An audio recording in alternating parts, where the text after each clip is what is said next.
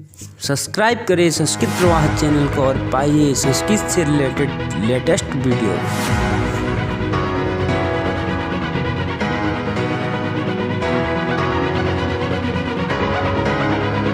नमः संस्कृताय प्रिय मित्रों, इस वीडियो में हम लेकर के आए हैं रुचिरा तृतीय भाग का दूसरा पाठ, जिसका नाम है बिलस्य वाणी न कदापि में श्रुता, अर्थात गुफा की आवाज़ मैंने कभी नहीं सुनी।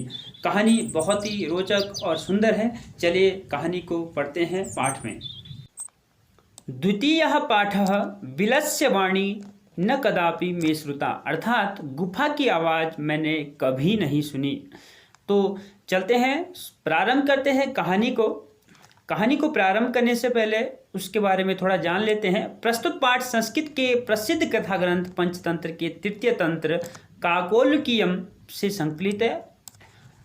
पंचतंत्र विष्णु शर्मा जी द्वारा लिखित एक संस्कृत का प्रसिद्ध ग्रंथ है, महान ग्रंथ है, जिसमें 5 तंत्र है, 5 भाग है और भागों को ही इसमें तंत्र कहा गया है। इसमें गद्य और पद्य कविता रूप में, श्लोक रूप में और गद्य रूप में, दोनों रूप में इसमें कहानियाँ विद्यमान है। और अधिकतर इनकी कहानियों में जो पशु पक्षी और जानवर है वही पात्र होते हैं। तो चलिए चलते हैं, हम अभी कथा को, कहानी को शुरू करते हैं, प्रारंभ करते हैं। कस्मिंश्चित् वने खरनखरः नाम सिंह प्रतिवसति स्म। किसी एक वन में खरनखर नाम का एक शेर रहता था। सह कदाचित इतस्ततः परिभ्रमण क्षुधार्थः न किंचिदपि आहारम प्राप्तवान। एक समय की बात है, वह इधर उधर भूख से व्याकुल घूम रहा था, लेकिन उसको कुछ भी खाने के लिए नहीं मिला। किंचिदपि आहारम न प्राप्तवान, उसको कुछ भी खाने के लिए नहीं मिला। ततः सूर्यास्त समये एकां महतीं गुफां दृष्ट्वा सह अचिंतयत्। उसके बाद जब भगवान सूर्य अस्त होने वाले थे, शाम के समय, उसने एक महती मतलब बहुत बड़ी गुफा को देखा। सह अचिंतयत्, और उस गुफा को देख करके वह सोचने लगा। क्या सोचने लगा? नूनम एतस्याम गुहायां रात्रो कोपि जीवः आगच्छति। कहा कि निश्चय ही इस गुफा में रात में कोई ना कोई जीव आता होगा। अतः अत्रैव निगूढ़ो भूत्वा तिष्ठामि, इसलिए मैं यहीं छुप करके बैठ जाता हूँ, यह शेर ने सोचा। उसके बाद और आगे चलते हैं। एतस्मिन् अंतरे गुहायाः स्वामी दधिपुच्छः नामकः शृगालः समागच्छत्।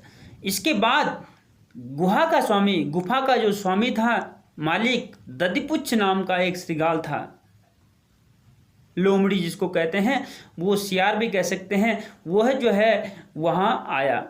वह दधिपुच्छ, उसका नाम था दधिपुच्छ, और वो गुफा का मालिक था, स्वामी था। सह सच यावत् पश्यति तावत् सिंह पद पद्धति ही गुहायां प्रविष्टा दृश्यते। और वह लोमड़ी जो देखती है, वह सियार जो देखता है कि शेर के पाँव के छापे गुफा तक जो है जा रहे हैं। न च बहिरागता, और वो जो पाँव के छापे हैं वो बाहर नहीं आए हैं। तो श्रृगालः अचिंत्यत, वो सियार सोचने लग गया। अहो विनष्टोस्मि, सियार सोचने लग गया कि अब तो मैं मारा ही जाऊंगा। नूनम अस्मिन् बिले सिंह अस्तीति तर्क्यामि, और वो सोचने लगा कि निश्चय ही इस बिल में शेर होगा, ऐसा उसने सोचा। तत् किम करवाणी, अब मुझे क्या करना चाहिए, ऐसा जो है सियार सोचने लग गया। एवं विचिन्त्य, ऐसा सोच करके दूरस्थः रवम कर्तुम आरब्धः, ऐसा उसने सोचा और दूरस्थः, दूर से ही वह आवाज करने लग गया। रवम कर्तुम आरब्धः, अर्थात आवाज करने लग गया। भो बिल, और आवाज क्या कर रहा है? भो बिल, भो बिल किम न स्मरसि, क्या तुम भूल गए? यन मया त्वया सह समयः कृतोस्ति, कि मैंने तुम्हारे साथ में समय, यहाँ पर समय का मतलब टाइम नहीं है, समय का मतलब शर्त है। तो क्या तुम भूल गए कि मैंने तुम्हारे साथ एक शर्त लगाई थी? यत् यदा हम बाह्यतः प्रति आगमिष्यामि तदा तुम माम आकार इष्यसि। और शर्त क्या लगाई थी कि जब मैं बाहर से लौट करके आऊँगा तो तुम मुझे आवाज़ लगाओगे। ये शर्त मैंने तुम्हारे साथ लगाई थी, क्या तुम भूल गए? यदि तुम माम न आह्वयसि तर्हि अहम द्वितीयं बिलं यास्यामि इति। और यदि तुम मुझे नहीं बुलाओगे, नहीं पुकारोगे, तो मैं दूसरे बिल में अर्थात दूसरी गुफा में चला जाऊंगा। ऐसा जो है सियार ने बाहर से बिल को आवाज़ लगाई। अथ एतत् श्रुत्वा सिंह अचिंत्यत। इसके बाद शेर ने ऐसा सुन करके शेर सोचने लग गया, नूनम ऐसा गुहा स्वामिनः सदा समावहनम करोति, कि निश्चय ही यह गुफा अपने स्वामी को रोज पुकारती होगी, परंतु मद भयात न किंचित वदति, परंतु इस समय वह मेरे भय से कुछ भी नहीं बोल रही है। ऐसा शेर ने सोचा। और उसके बाद अथवा साधुदम उच्यते, सही ही कहा गया है कि भय संत्रस्त मनसाम हस्तपादादिका क्रिया प्रवर्तन्ते न वाणी च बेपतुश्चादिको भवेत। अर्थात भय संत्रस्त मनसाम, जो मन से डरे हुए व्यक्ति होते हैं, उनके हस्तपादादिका क्रिया, हाथ पांव और वाणी, इनकी कोई भी क्रिया नहीं होती है। बेपतुश्चादिको भवेत, केवल जो है उनका शरीर कांपता रहता है।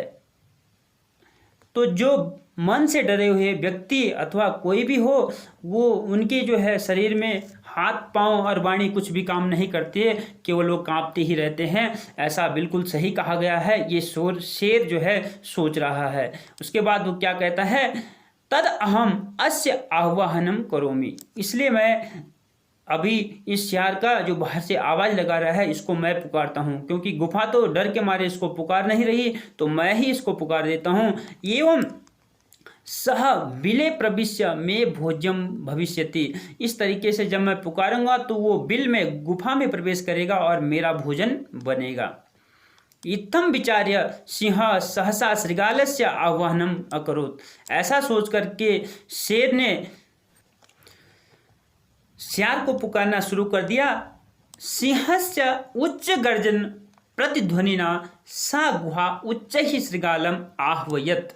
अर्थात जब शेर ने जोर जोर से आवाज़ लगाई तो गुफा भी प्रतिध्वनिना, गुफा में वह आवाज़ जो है डबल हो गई, और वो गुहा जो उच्च ही श्रृगालम आह्वयत, और उस गुफा ने जोर जोर से शेर को, उस सियार को, लोमड़ी को आवाज़ लगाना शुरू कर दिया।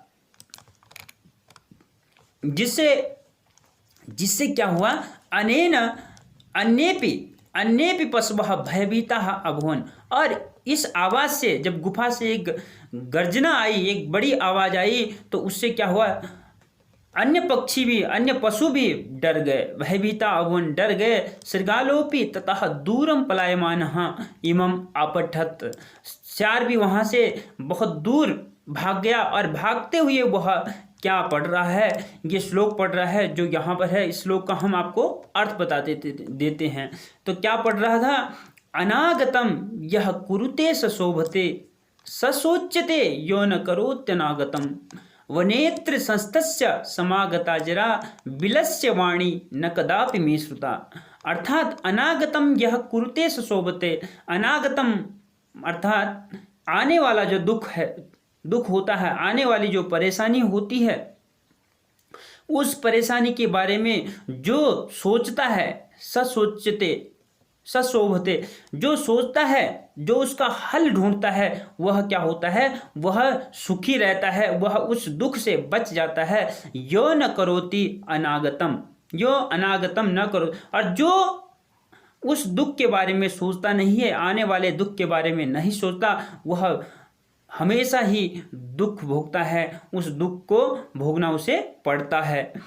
वनेत्र संस्तस्य समागता जरा, वनेत्र संस्तस्य समागता जरा, मैं इस वन में रह करके बूढ़ा हो गया हूँ, अर्थात इस वन में रह करके मेरे ऊपर बुढ़ापा आ गया है। बिलस्य वाणी न कदापि मे श्रुता, फिर भी मैंने आज तक बिल की वाणी गुफा की ऐसी आवाज आज तक नहीं सुनी। ये सियार जाते जाते इस श्लोक को कह रहा है। अर्थात यदि कहानी से भी हमें यही शिक्षा मिलती है कि यदि जो आने वाला जो दुख, आने वाली जो प्रॉब्लम परेशानी होती है, उसका हल हमें सोचना पड़ता है। पहले ही हमें उसका सामना करने के लिए तत्पर रहना पड़ता है। यदि हम ऐसा नहीं करते हैं तो उस दुख को हमें झेलना पड़ता है, उस दुख को हमें सहना पड़ता है। तो इसलिए किसी भी परेशानी के आने से पहले हमें उसके लिए पूर्व तैयारी करनी चाहिए।